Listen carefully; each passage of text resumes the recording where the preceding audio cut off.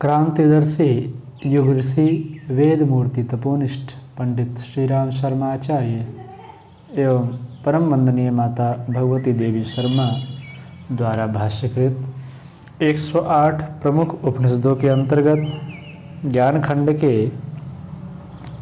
श्वेता स्वतरोपनिषद का आज हम सभी स्वाध्याय करेंगे। अथ षष्ठो अध्यायः। षष्ठम अध्याय के प्रथम मंत्र में उपनिषद के ऋषि लिखते हैं, कुछ विद्वान मनुष्य के स्वभाव को जन्म चक्र का कारण बताते हैं। दूसरे कुछ लोग काल को इसका कारण बताते हैं, परंतु ये लोग यथार्थता से बहुत दूर मोहग्रस्त स्थिति में हैं। वास्तव में यह परमात्मा देव की ही महिमा है, जिसके द्वारा इस लोक में यह ब्रह्म रूप अर्थात सृष्टि चक्र घुमाया जाता है। दूसरे मंत्र में उपनिषद के ऋषि लिखते हैं, जिसके द्वारा यह समस्त जगत सदैव व्याप्त रहता है, जो ज्ञान स्वरूप काल का भी काल सर्वगुण संपन्न और सर्वज्ञ है, उसके ही अनुशासन में यह संपूर्ण कर्म चक्र घूम रहा है। पृथ्वी, जल, तेज, वायु तथा आकाश, इन पंच तत्वों का चक्र भी उसी के हाथ में है। ऐसा चिंतन करते रहना चाहिए। तीसरे मंत्र में उपनिषद के ऋषि लिखते हैं, उस परमात्मा ने कर्म चक्र चलाकर उसका अवलोकन कर आगे चेतन तत्व से जड़ तत्व का संयोग करा के जगत की रचना की। अथवा 1 अविद्या, 2 धर्म और अधर्म, 3 सत रज तम गुण, 8 मन बुद्धि अहंकार सहित पंच तत्व प्राकृतिक भेदों से तथा काल एवं सूक्ष्म आंतरिक गुणों अर्थात ममता, अहंता, इच्छा, आसक्ति आदि के संयोग से इस जगत की रचना की। चौथे मंत्र में उपनिषद के ऋषि लिखते हैं, जो साधक तीनों गुणों से व्याप्त कर्मों को आरंभ करके उन्हें तथा उनके भावों को परमात्मा को अर्पित कर देता है, ऐसा करने से उन कर्मों का अभाव हो जाता है तथा पूर्वकृत कर्मों का भी नाश हो जाता है। ऐसा होने पर जीवात्मा जड़ जगत से भिन्न सत्ता परमात्मा को प्राप्त हो जाता है। पांचवें मंत्र में उपनिषद के ऋषि लिखते हैं, वह आदि पुरुष परमात्मा अर्थात प्रकृति का जीव से संयोग कराने वाले निमित्त के रूप में जाना अर्थात देखा गया है। यह तीनों कालों तथा 16 कलाओं से परे है। अपने अंतःकरण में अधिष्ठित उस सर्वरूप और संसार रूप में प्रकट तथा स्तुत्य पुरातन परमात्मा देव की उपासना करनी चाहिए। छठे मंत्र में उपनिषद के ऋषि लिखते हैं, जिससे यह जगत प्रपंच में प्रवृत्त होता है, वह परमात्मा जगत वृक्ष अर्थात चक्र, काल तथा आकार से परे तथा उससे भिन्न है। धर्म के विस्तारक, पाप का नाश करने वाले उस ऐश्वर्य के स्वामी को जानकर साधक आत्मा में स्थित उस विश्वाधार विराट परमात्मा तथा उसके अमृत स्वरूप को प्राप्त हो जाता है। सातवें मंत्र में उपनिषद के ऋषि लिखते हैं, ईश्वरों अर्थात प्रभुता संपन्नों के भी परम महेश्वर, देवताओं के परम देव, पतियों अर्थात पालकों के भी परम पति, अव्यक्त अर्थात प्रकृति आदि से भी परे संपूर्ण लोक ब्रह्मांड के अधिपति, स्तुति करने योग्य वह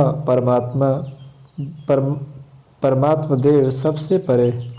ऐसे परमात्मा देव को हम जानते हैं। आठवें मंत्र में उपनिषद के ऋषि लिखते हैं, उस निराकार परमेश्वर के शरीर और इंद्रियां नहीं हैं, उसके समान और उससे बड़ा भी कोई नहीं है। उसकी पराशक्ति अदृश्य दिव्य शक्ति विविध प्रकार की सुनी जाती है और वह स्वभावजन्य ज्ञान क्रिया अर्थात संपूर्ण विषयों के ज्ञान की प्रवृत्ति और बल क्रिया अर्थात अपने प्रभाव से सबको अभिभूत करने की शक्ति वाला है। 9वें मंत्र में उपनिषद के ऋषि लिखते हैं, इस जगत में कोई उसका स्वामी नहीं है, उसका कोई शासक नहीं है एवं उसका कोई लिंग अर्थात स्त्री पुरुष और नपुंसक भी नहीं है। वह सबका कारण है और इंद्रियों के अधिष्ठाता जीवों का अधिपति है। उसका न कोई उत्पत्ति करता है और न ही कोई अधिपति है। 10वें मंत्र में उपनिषद के ऋषि लिखते हैं, तंतुओं द्वारा मकड़ी के समान उस एक परम देव अर्थात परमात्मा ने स्वयं ही अपनी प्रधान शक्ति अर्थात प्रकृति से उत्पन्न अनंत कार्यों से अपने को आवृत कर लिया है। वह परमात्मा हमें अपने ब्रह्म स्वरूप से एकत्व प्रदान करे। 11वें मंत्र में उपनिषद के ऋषि लिखते हैं, संपूर्ण प्राणियों में वह एक देव अर्थात परमात्मा स्थित है। वह सर्वव्यापक संपूर्ण प्राणियों की अंतरात्मा, सबके कर्मों का अधीश्वर, सब प्राणियों में बसा हुआ, सबके अंदर विद्यमान, सबका साक्षी, पूर्ण चैतन्य, विशुद्ध रूप और निर्गुण रूप है। 12वें मंत्र में उपनिषद के ऋषि लिखते हैं, जो अद्वितीय परमात्मा सबका अधीश्वर है, जो बहुत से निष्क्रिय जीवों के एक बीज को अनेक रूपों में परिणत कर देता है, उस हृदय गुहा में अवस्थित परमेश्वर को जो धीर पुरुष अर्थात अनुभूतिजन्य दृष्टि से देखते हैं, उन्हीं को शाश्वत सुख प्राप्त होता है, दूसरों को नहीं। 13वें मंत्र में उपनिषद के ऋषि लिखते हैं, जो परमेश्वर नित्यों में नित्य, चेतनों में चेतन और एक अकेला ही संपूर्ण प्राणियों को उनके कर्मों का भोग प्रदान करता है, उस सांख्य एवं योग अर्थात ज्ञान योग एवं कर्म योग द्वारा अनुभूति गम्य सबके कारण रूप देव परमात्मा को जो साधक जान लेता है, वह संपूर्ण बंधनों से मुक्त हो जाता है। 14वें मंत्र में उपनिषद के ऋषि लिखते हैं, वहाँ न तो सूर्य प्रकाशित होता है, न चंद्रमा अथवा तारों का समूह, न ये बिजलियाँ ही प्रकाशित होती है, तो यह अग्नि कैसे प्रकाशित हो सकती है।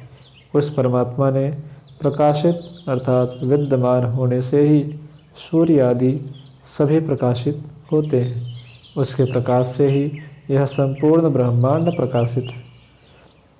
15वें मंत्र में उपनिषद के ऋषि लिखते हैं, इस लोक के मध्य में एक ही हंस अर्थात परमात्मा है। वह जल में सन्निहित अग्नि के समान अगोचर है। उसे जानकर साधक मृत्यु रूप बंधनों को पार कर जाता है। इससे भिन्न मोक्ष प्राप्ति का दूसरा मार्ग नहीं है। इस मंत्र की व्याख्या करते हुए युग ऋषि लिखते हैं, जल की उत्पत्ति अग्नि से होती है। अग्नेरापः और अग्नि जल में समाविष्ट है। बड़वानल के रूप में यह सिद्धांत विज्ञान सम्मत है। हाइड्रोजन प्लस ऑक्सीजन प्लस ताप बराबर पानी।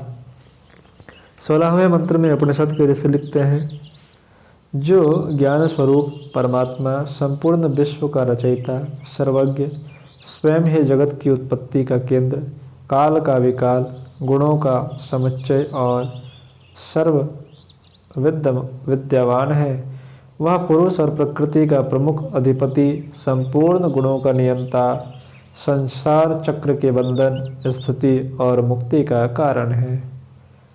17वें मंत्र में उपनिषद के ऋषि लिखते हैं, वह तन्मय अर्थात विश्वरूप अथवा सर्वप्रकाशक परमात्मा, अमृत स्वरूप ईश्वर अर्थात नियामक रूप में स्थित, ज्ञान संपन्न, सर्वगत अर्थात सब में चैतन्य रूप से स्थित और इस लोक का रक्षक है।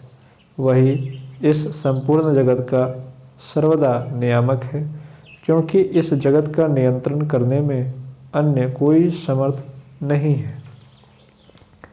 18वें मंत्र में उपनिषद के ऋषि लिखते हैं, जो परमात्मा सर्वप्रथम ब्रह्मा को उत्पन्न करता है और उन्हें वेदों का ज्ञान प्रदान करता है, मैं मोक्ष प्राप्ति की अभिलाषा से बुद्धि को प्रकाशित करने वाले उन देव की शरण ग्रहण करता हूँ। 19वें मंत्र में उपनिषद के ऋषि लिखते हैं, जो कलाओं तथा क्रियाओं से रहित, सदा शांत, निर्दोष, निर्मल, अमृतत्व का श्रेष्ठ सेतु रूप, ध्रुम रहित, प्रदीप्त अग्नि के समान देदीप्यमान है, हम उसकी शरण ग्रहण करते हैं। 20वें मंत्र में उपनिषद के ऋषि लिखते हैं, जब मनुष्यगण आकाश को चमड़े की भांति लपेट सकेंगे, अर्थात जबकि यह असंभव है, तब उस देव अर्थात परमात्मा को जाने बिना भी दुखों का अंत हो सकेगा, यह भी असंभव है। इस मंत्र की व्याख्या में युग ऋषि लिखते हैं, वस्तुतः दुखों की आत्यंतिक निवृत्ति परम तत्व को जानकर ही हो सकती है। 21वें मंत्र में उपनिषद के ऋषि लिखते हैं, श्वेताश्वतर ऋषि ने तप के प्रभाव से और परमात्मा की कृपा से ब्रह्म को जाना तथा ऋषियों द्वारा सेवित उस परम पवित्र ब्रह्म तत्व का उन्होंने आश्रम के सुपात्रों को उपदेश दिया। 22वें मंत्र में उपनिषद के ऋषि लिखते हैं, उपनिषदों अर्थात वेदांत में इस परम गुह्य ब्रह्म विद्या का पूर्व कल्प में उपदेश किया गया था। जिसका अंतःकरण राग आदि से शांत न हुआ हो, उस साधक को तथा जो अपना पुत्र या शिष्य न हो अर्थात आचार्य के प्रति श्रद्धा भाव न रखता हो, उसे यह गुह्य ज्ञान नहीं देना चाहिए। 23वें और इस उपनिषद के अंतिम मंत्र में उपनिषद के ऋषि लिखते हैं, जिस साधक की आत्मा में अत्यंत भक्ति है तथा जैसी परमात्मा में है वैसी ही गुरु में भी है, उस महान आत्मा के हृदय में ही ये बताए गए गूढ़ ज्ञान प्रकाशित होते हैं। ऐसे महात्मा में ही यह उपनिषद ज्ञान प्रकाशित होते हैं। शांति पाठः। ओम सहना भवतु सहनो भुनक्तु सह वीर्यं करवावहै तेजस्विनावधीतमस्तु मा विद्विषावहै। ओम शांति शांति शांति। इति श्वेताश्वतरोपनिषत् समाप्त।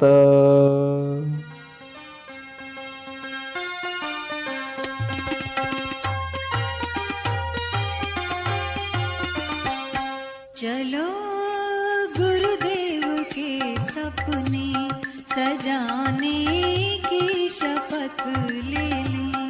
चलो गुरुदेव के सपने सजाने